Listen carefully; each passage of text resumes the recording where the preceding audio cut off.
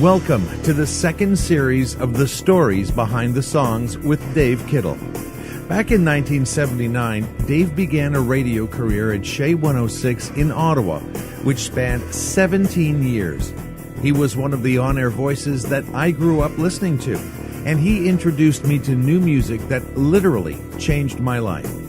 His knowledge and passion for music are inspiring, to say the least.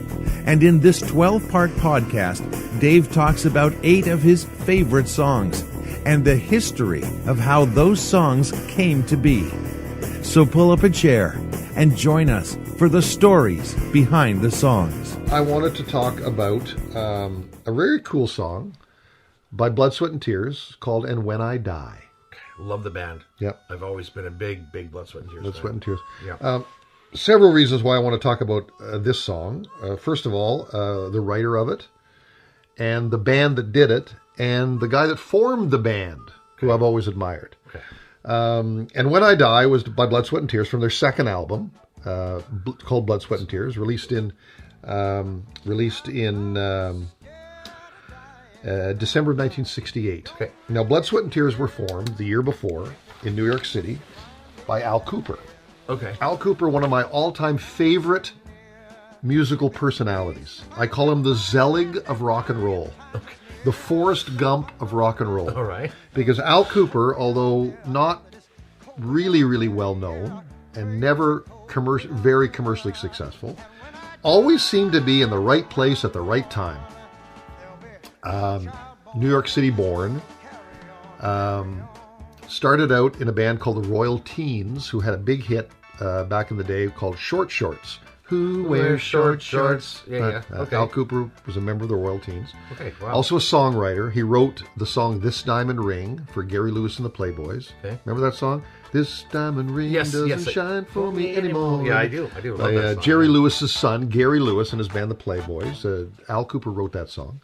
He formed one of the first white blues bands in New York called the Blues Project back in the mid-'60s. Played on Like a Rolling Stone by Bob Dylan. Played the organ part on Like a Rolling Stone, although he never played an organ in his life. Very interesting story. Al Kooper wrote one of the, if not the best rock biographies of all time called Backstage Passes, in which he describes many of his experiences. Okay. Very quickly, the story about how Al Kooper played on that. Al Kooper knew Bob Dylan's producer at the time, and Dylan was going into the studio to record a new album. Dylan in 1965 was it. I mean, was it. Right. And and the producer invited Al Kooper to the recording session. Now, as Al Kooper describes in his book, being invited to a Bob Dylan recording session in 1965 was like an audience with the Pope. You just did not go. You did not get to go to a Dylan recording session, but he invited him to go. So Al Kooper thought, okay, well, if I'm going to go to this recording session, I'm going to see if I can maybe play on somewhere in the session. So he brought his guitar along. Okay. Al Kooper was a guitar player. Dabbled on the piano a little bit, but he was mostly a guitar player. So he shows up at the studio in New York, Columbia Studios on 57th Street in New York City, and just hanging around, just trying to look cool, trying to blend in a little bit. And all of a sudden, the door opens, and this guy bursts into the room with his guitar, no guitar case, middle of the winter, no guitar case, sits down, plugs in, and starts playing these most amazing guitar riffs that he's ever heard. Well, the guitar player was Mike Bloomfield.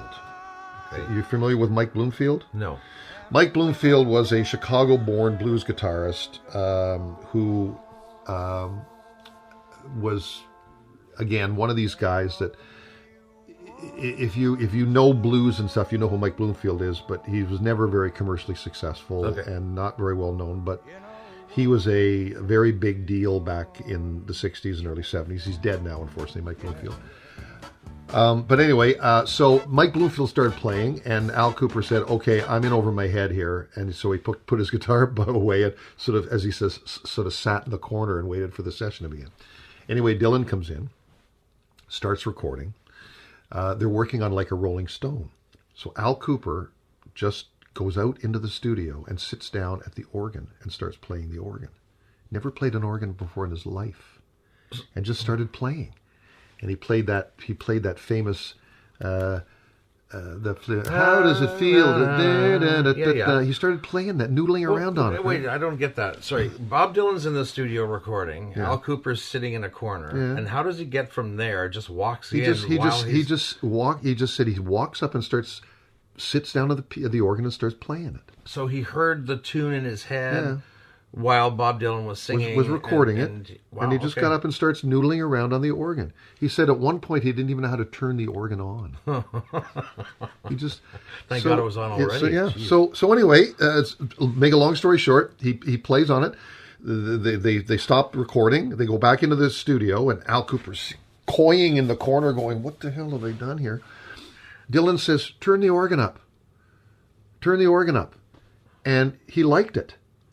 And he kept it, and they mixed it very, very high. The organ probably plays the very recognizable riff in the chorus of it. Course, now, how does it feel? That's Al Cooper on the organ. Simple, but it's so He and Dylan hit it off. When Dylan famously went electric at the Newport Folk Festival later on that year, he invited Al Kooper to come and play with him. Wow. Anyway, Al Kooper, to make a long story short, not to diverge from the song again, but I wanted to talk a little bit about Al Kooper. He eventually becomes an executive with Columbia Records.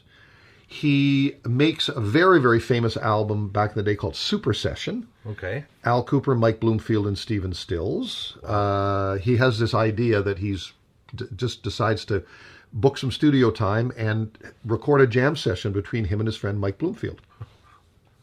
They record a side of the album. Bloomfield had insomnia, and he also had a serious drug problem. Okay. At the end of the recording sessions, they did a recorded for a couple of days. They had a side worth of material.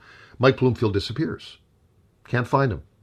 So Al Kooper just says, well, what am I going to do here? I got studio time booked, I got musicians booked, and the other half of my team has disappeared. Right. So he recruits Stephen Stills, who had just left the Buffalo Springfield, and this is prior to him teaming up with David Crosby and Graham Nash, and brings Stephen Stills in to record the second half of the album.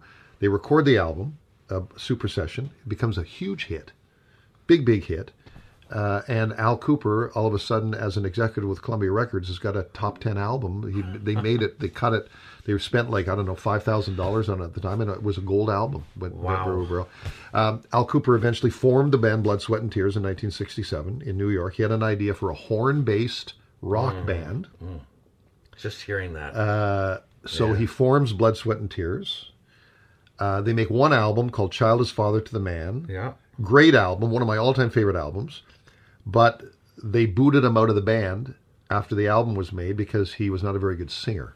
And they wanted to, as good as Child is Father to the Man was, it was not a particularly successful album. It had no hits on it. Oh, yeah.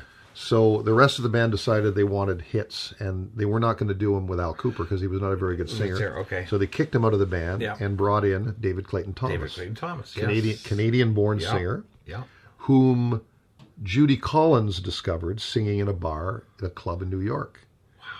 Wow. He auditioned for the band, as did Stephen Stills. Okay. As did Alex Chilton, the lead singer of the Box Tops, who didn't pass the audition, and they hired David Clayton Thomas. As an offshoot to that, just a quick offshoot, Mike Bloomfield, at around the same time Al Kooper was forming Blood, Sweat and Tears, also put together a horn-based rock band called the Electric Flag. Okay. They made a couple of albums. Didn't really do all that well. Not very commercially successful, but had the same idea that Al Kooper did. And there was also a group in the Windy City called the Chicago Transit Authority, who were forming all around the same time. All these high guys had the same idea to form horn-based rock bands at around the same time. So Bloomfield finally came back into existence after he disappeared. He did. Did they ever find out where he was? He just disappeared. He just disappeared, went back to San Francisco. Okay, so he just left and did his own thing. Yeah. You've been listening to the stories behind the songs with Dave Kittle. Join us again for the next part in this series. Brought to you by Sunholes Music. Download the latest album now at sunholes.com.